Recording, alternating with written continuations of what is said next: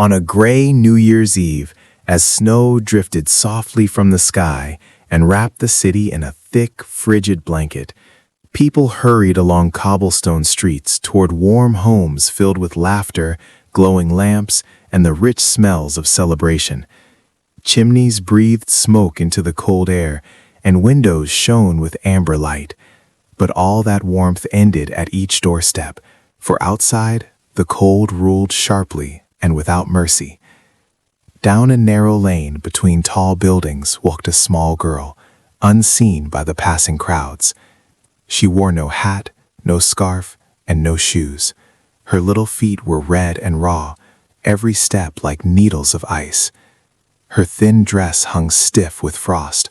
Her fair hair clung damply to her cheeks, and in her hands she held a single half-empty box of matches, the only thing she had been sent out to sell by her stepfather. She knew too well what would happen if she returned home without money.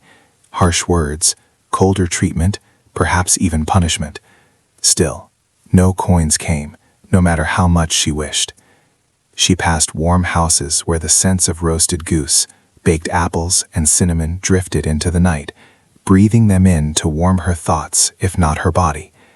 People passed her without seeing her trembling fingers or her purple lips, wrapped in fine coats, carrying gifts, all looking forward to the new year. No one stopped, no one bought a match, no one spoke kindly. As the hours slipped away and the lights inside homes grew brighter and more festive, she dared not go home and wandered on, alone in a city full of people. At last, unable to bear the cold, she crouched in a narrow recess between two houses where the wind cut a little less sharply.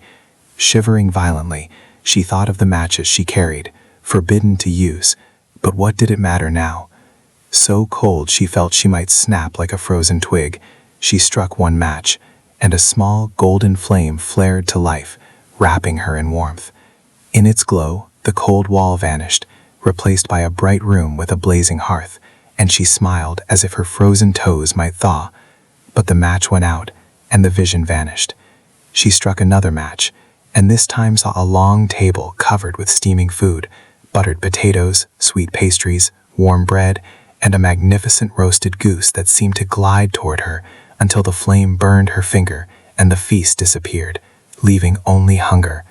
Desperate, she struck a third match, and the alley dissolved into a vision of a towering Christmas tree, glittering with ornaments and candles like stars.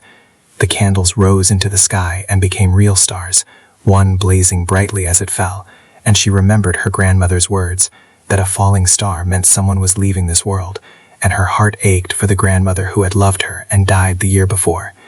Tears froze on her cheeks as the match went out, and without thinking she struck all the remaining matches at once, flooding the alley with radiant light. In that glow appeared her grandmother, not frail or sick, but strong and smiling, warm as sunrise. The girl clung to her, begging her not to leave, feeling no cold or hunger, only deep, familiar love. This time the light did not fade, and as the glow expanded, someone else appeared, a woman in a thick wool coat, drawn by the light. She gathered the girl into her arms, understanding at once, and carried her away. When the girl woke, she lay in a warm bed beside a crackling fire, the smell of soup filling the room. The woman, whose name was Martra, cared for her gently, healed her wounds, listened to her fears, and in time offered her a home and a family forever. The girl accepted with trembling joy, and from that day on she lived in warmth and love, with her own bed, books, laughter, and a place by the fire. They celebrated every New Year's Eve together with gratitude, and sometimes on quiet winter nights, the girl would light a single match, not from cold, but in remembrance of the light that saved her, the love that guided her, and the grandmother whose warmth led her home, knowing she would never again be cold, hungry, or alone.